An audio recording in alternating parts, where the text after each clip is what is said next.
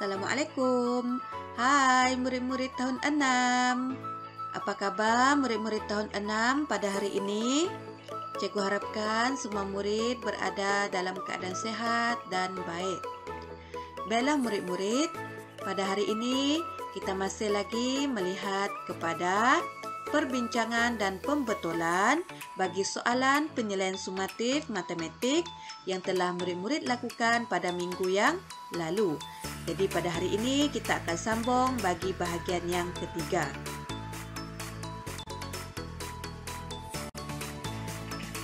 Baiklah murid-murid, pada hari ini kita akan berbincang dan membuat pembetulan bagi soalan 21 hingga 30 yang telah dijawab dengan kurang tepat. Jadi kita akan mulakan terus dengan soalan 22. Jadi kita akan membaca soalan yang diberikan. Jadi di sini cikgu hanya membaca sekali bacaan sahaja bagi menjimatkan masa. Jadi sekarang kita akan terus lihat kepada ayat pertama. Puan Puyang membeli 5 kotak apple. Jadi di sini jumlah kotak yang telah dibeli oleh Puan Puyang ialah 5 kotak. Setiap kotak mengandungi 60 biji apple. Setiap di sini maksudnya satu kotak. Ada perkataan setiap di sini maksudnya satu kotak. Jadi satu kotak ada 60 biji apple. Seterusnya, 12% daripada jumlah apple itu busuk. Apple yang rosak maksudnya bersamaan dengan 12%. Apple yang busuk maksudnya apple yang rosak. Jadi kehendak soalan minta kita cari berapakah bilangan apple yang elok. Jadi kalau soalan tanya berapakah, maksudnya kita kena bagi dalam bentuk biji. Berapakah bilangan? Maksudnya kita kena bagi dalam bentuk biji. Jadi kita kena cari bilangan apple yang elok ada berapa biji. Jadi di sini kalau kita dapat lihat maklumat yang diberikan ini, kita boleh cari peratus apple yang elok terlebih dahulu. Kita boleh gunakan peratus pelengkap. Kalau apple rosak ada 12%, maksudnya apple yang elok tinggal 88%. Macam mana cikgu dapat 88%? Cikgu ambil peratus penuh, iaitu peratus penuh ialah 100%, tolak dengan yang rosak 12%, maka yang tinggal adalah 88% untuk yang elok. Jadi apabila kita sudah tahu peratus untuk apple yang elok, maka kita tidak perlu lagi guna peratus untuk yang rosak ini. Kita tak perlu lagi guna maklumat ini. Jadi sekarang kita hanya fokus kepada 88%. Jadi sekarang kita tahu apple yang elok adalah 88%, masih dalam simbol peratus.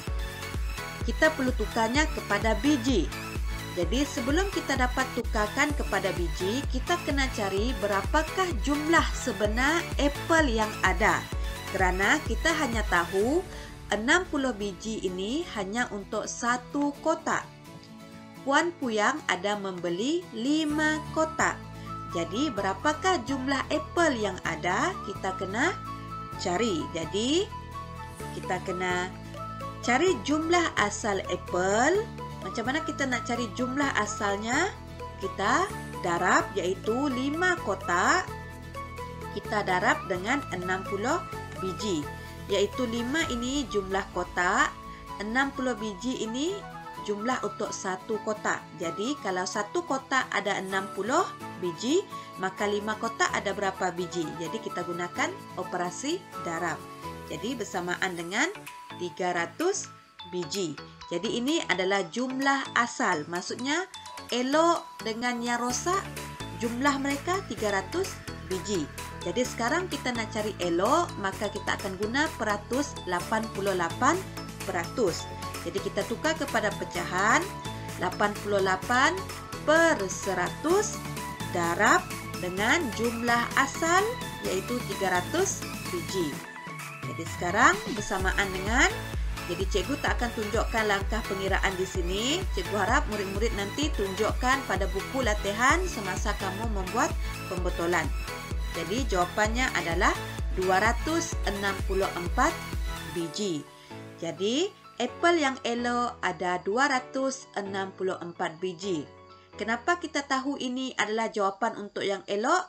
Kerana kita menggunakan peratus untuk apel yang elok. Jadi jawapan dia juga adalah untuk apel yang elok. Jadi jawapannya adalah B, 264 biji. Baiklah murid-murid, seterusnya kita lihat kepada soalan 23. Raja 10 menunjukkan harga sepasang kasut dan sepasang stukin. Harga seluar tidak ditunjukkan. Jadi kita dapat lihat gambar rajah di sini. Sepasang kasut ini ada ditunjukkan harga iaitu Rp130. Sepasang stukin ini RM8.80 dan seluar ini tidak ditunjukkan harga sebenarnya. Jadi sekarang kita lihat ayat yang seterusnya. Asri membeli 4 pasang stukin. Jadi sekarang Asri ini dia membeli 4 pasang stukin. Jadi stukin ada 4 pasang yang dibeli. Sepasang kasut. Maksudnya Asri membeli kasut hanya 1 pasang dan sehelai seluar. Dan seluar juga 1 pasang. Jadi ini adalah bilangan atau kuantiti barang yang dibeli oleh Asri, iaitu stukin ada 4 pasang, kasut 1 pasang, seluar 1 pasang. Jadi sekarang kita lihat ayat seterusnya. Jumlah harga semua barang ialah RM200. Jadi soalan ada memberikan jumlah harga RM200. Maksudnya semua harga untuk barang-barang ini tadi bernilai RM200. Jadi sekarang soalan minta hitung harga sehelai seluar itu. Jadi berapakah harga untuk sehelai seluar yang telah dibeli oleh Asri? Jadi macam mana kita nak selesaikan soalan ini? Jadi soalan seperti ini, kamu kena keluarkan semua maklumat yang diberikan. Jadi kita kena cari dulu harga untuk setiap barang ini. Kalau stukin 4 pasang berapa harga? Kasut 1 pasang berapa harga? Seluar 1 pasang memang tidak diberikan harga, sebab itu kita kena cari selepas ini. Tapi stukin dengan kasut ada diberikan harga, jadi kita boleh cari. Jadi sekarang kita akan cari harga stukin dulu. Jadi 1 pasang stukin bernilai atau berharga RM8.80. Sekarang Asri membeli 4 pasang. Jadi kita akan menggunakan operasi darab. Jadi harga stukin 4 darab RM8.80 bersamaan dengan RM35.20. Jadi itu adalah harga untuk 4 pasang stukin. Jadi stukin kita sudah tahu harga. Sekarang kasut. Kasut Asri memang membeli 1 pasang sahaja. Jadi kita boleh terus ambil harga yang diberikan, iaitu RM130. Jadi sekarang kita dah tahu harga 4 pasang stukin, 1 pasang kasut dan jumlah harga semua barang.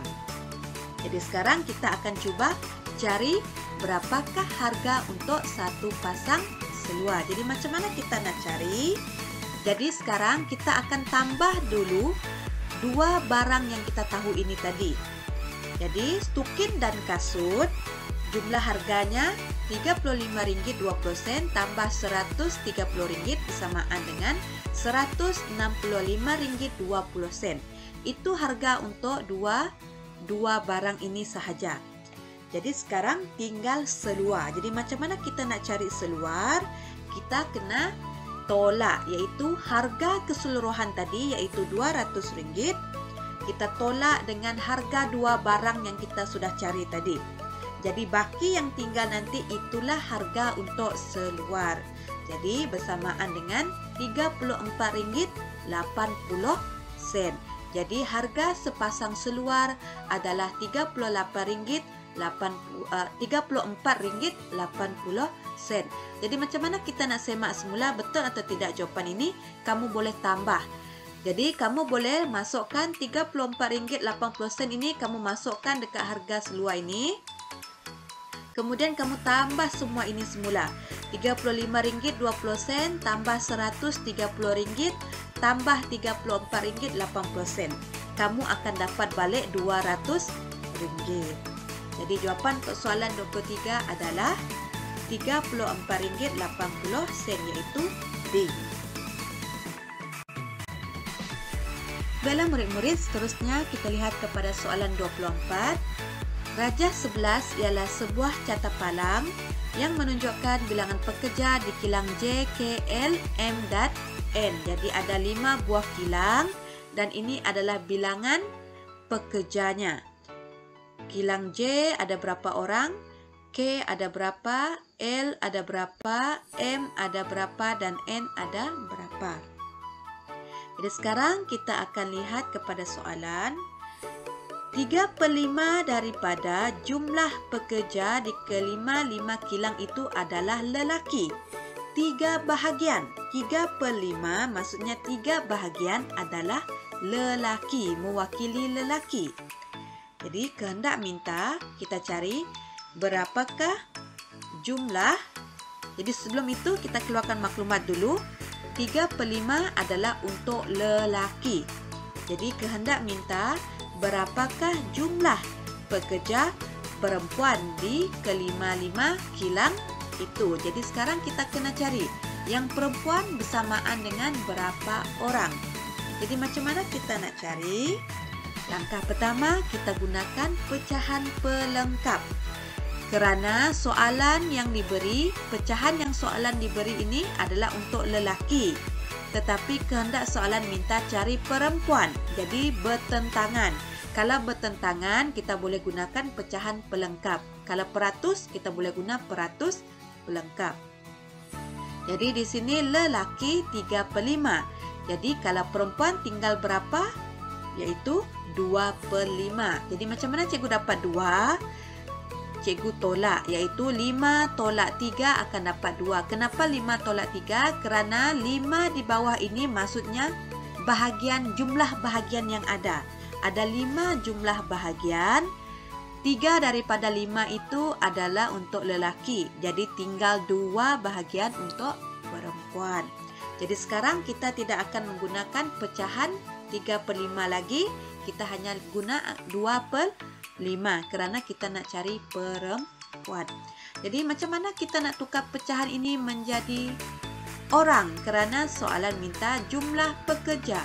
Maksudnya kita kena bagi dalam bentuk orang. Jadi kita kena tukar pecahan ini menjadi orang. Jadi kita kena darab dengan orang. Jadi apa yang kita perlu buat? Kita kena darab dengan jumlah. Ingat kita mesti darab dengan jumlah asal.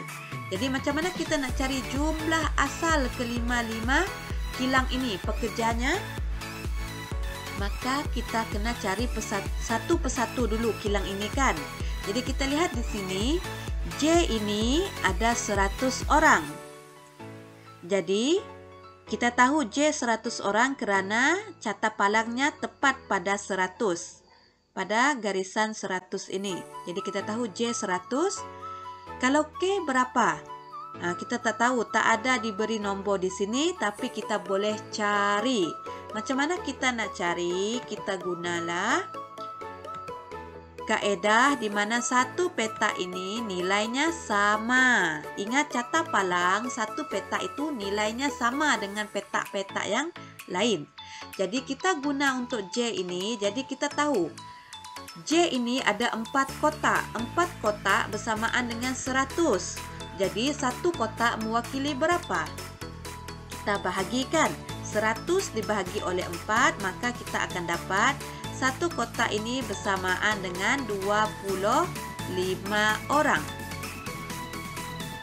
Jadi maksudnya satu kotak 25 orang. Jadi kalau K ada berapa kotak carta palangnya? 1, 2, 3, 4, 5. Jadi ada 5 kotak. Jadi kita darab 25 darab 5, maka kita akan dapat 125. Kalau L ada berapa? 1, 2, 3, 4, 5, 6, 7. Jadi ada 7 kotak untuk L, maka 25 darab 7. Kenapa ambil 25? Kerana satu kotak bersamaan dengan 25. Jadi kalau 7 kotak kita guna darab. 7 darab 25 kita akan dapat 175. Kemudian M dia sama nilai dengan K tadi, yaitu 125 juga. Dan N dia hanya ada 3 kotak. 1, 2, 3. Jadi 25 darab 3 kita akan dapat 75. Jadi kita akan tambah ke semua bilangan yang kita telah dapat tadi. Jadi kita akan darab dengan jumlah semua pekerja tadi. Maka jumlah semua pekerja tadi kita tambah, yaitu 100 tambah 125.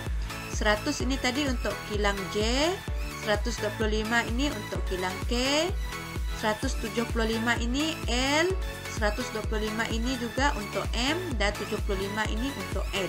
Maka jumlah semua pekerja dia bersamaan dengan 600. Jadi kita akan darab 25 darab 600 bersamaan dengan 240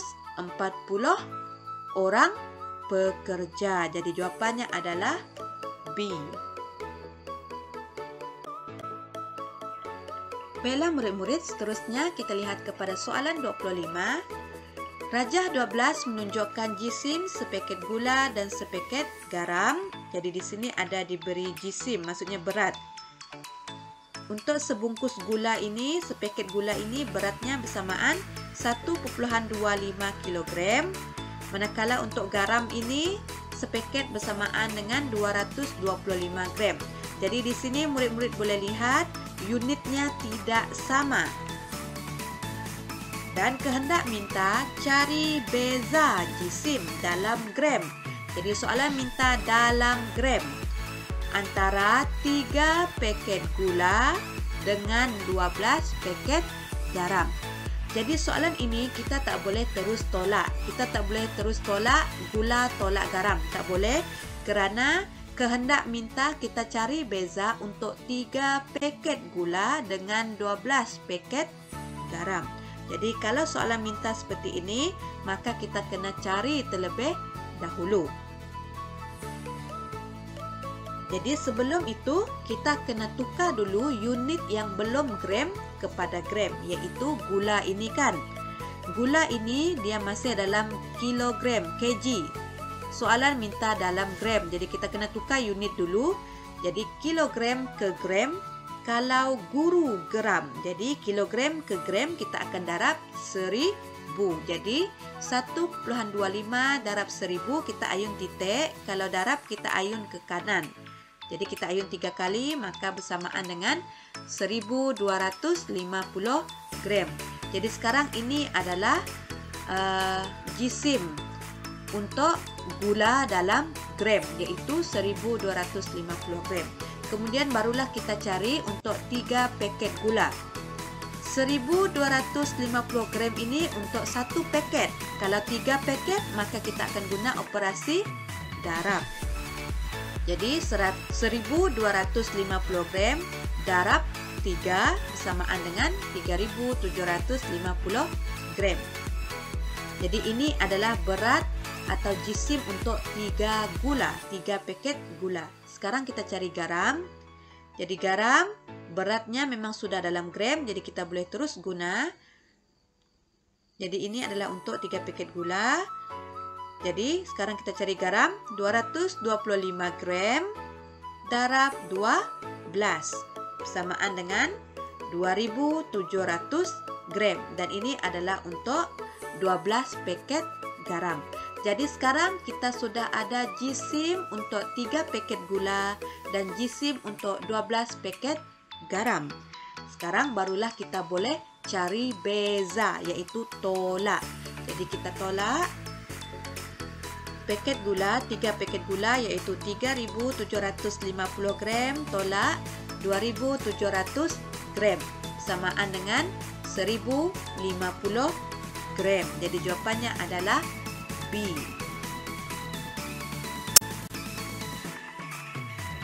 Baiklah murid-murid, seterusnya kita lihat kepada soalan 28.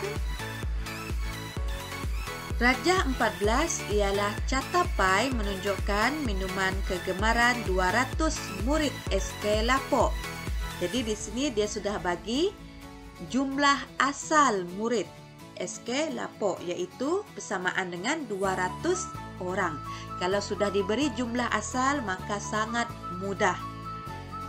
Sekarang kita akan lihat catapai ini. Jadi catapai ini untuk minuman Milo ada 40%, teh 20%, susu 25% dan kopi tidak ditunjukkan peratusnya. Jadi sekarang kita perlu cari hitung bilangan murid yang menggemari kopi. Jadi soalan minta bilangan murid, maka kita kena cari dalam bentuk orang. Jadi apa yang perlu kita buat? Soalan minta kopi, jadi kalau kopi kita kena cari peratusnya terlebih dahulu. Jadi kopi ini bersamaan dengan berapa peratus? Jadi macam mana kita nak cari? Kita guna tolak. Kita tahu peratus penuh bersamaan dengan 100 peratus kan. Jadi kita tolak setiap peratus yang ada dan bakinya nanti untuk kopi. Jadi peratus bilangan murid suka kopi 100%, tolak 40%, tolak 20%, tolak 25%. Jadi baki yang tinggal adalah 15%. Jadi 15% ini adalah untuk kopi. Sekarang kita sudah tahu kopi bersamaan dengan 15%, tapi soalan bukan minta dalam peratus, soalan minta dalam orang. Jadi kita kena darab dengan orang. Jadi 15% kita tukar pada pecahan, yaitu 15/100 darab dengan maklumat apa yang kita belum guna, yaitu jumlah murid tadi. Jadi jumlah murid ini bersamaan dengan 200 orang. Maka kita akan darab dengan 200 orang samaan dengan 30 orang. Jadi 30 orang ini untuk kopi kerana peratus yang kita guna tadi adalah untuk kopi. Jadi jawapan dia juga adalah untuk kopi. Jadi jawapannya adalah C. Baiklah murid-murid, sekarang kita lihat kepada soalan yang terakhir, yaitu soalan 29 untuk perbincangan kita pada hari ini. Jadi kita lihat terus kepada soalan. Jadual 4 menunjukkan catatan jarak lompat bagi 3 orang peserta. Jadi di sini ada sebuah jadual dan ditunjukkan catatan jarak lompat. Maksudnya berapa jauh setiap mereka ini dapat lompat. Jadi peserta pertama Taifi Killah, dia telah berjaya melompat sejauh 4.14 meter. Jadi di sini dia hanya berikan nombor. Kalau dia hanya berikan nombor, maksudnya kamu tak perlu cari lagi. Sekarang kita tengok Zafril. Zafril 0.6 meter lebih jauh daripada lompatan Taifi Killah. Jadi di sini dia ada bagi ayat. Kalau bagi ayat macam ini, maksudnya kamu kena selesaikan selepas ini. Dan Hamizan 1.05 meter lebih dekat daripada lompatan Zafril.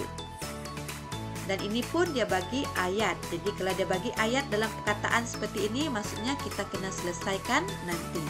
Dan kehendak soalan minta, kita cari berapakah jarak dalam meter lompatan Hamizan. Jadi kita kena cari sebenarnya Hamizan ini berjaya melompat sejauh berapa meter, berapa jarak yang dia berjaya lompat. Jadi macam mana kita nak cari? Untuk kita cari hamizan, kita akan guna ayat yang diberikan ini, yaitu 1.5 meter lebih dekat daripada lompatan Zafril. Jadi di sini dia ada bandingkan dengan Zafril. Kalau dia ada bandingkan dengan Zafril, maka kita kena tengok Zafril dulu. Jadi sekarang kita tengok Zafril. Jadi Zafril 0.6 meter lebih jauh daripada lompatan Taifiqilah. Jadi Zafril ini dia bandingkan pula dengan Taifiqilah. Jadi kita kena rujuk balik Taifiqilah. Jadi untuk Taifiqilah tiada clue atau tiada ayat. Maksudnya di sini kita boleh selesaikan Zafril terlebih dahulu kerana Taifiqilah ini memang sudah diberikan jarak yang sebenar. Jadi macam mana kita nak selesaikan? Kita akan gunakan ayat ini. Jadi di sini dia menggunakan kata kunci lebih jauh. Jadi kalau jarak lebih jauh ini maksudnya dia lebih panjang. Jadi kita akan gunakan operasi tambah.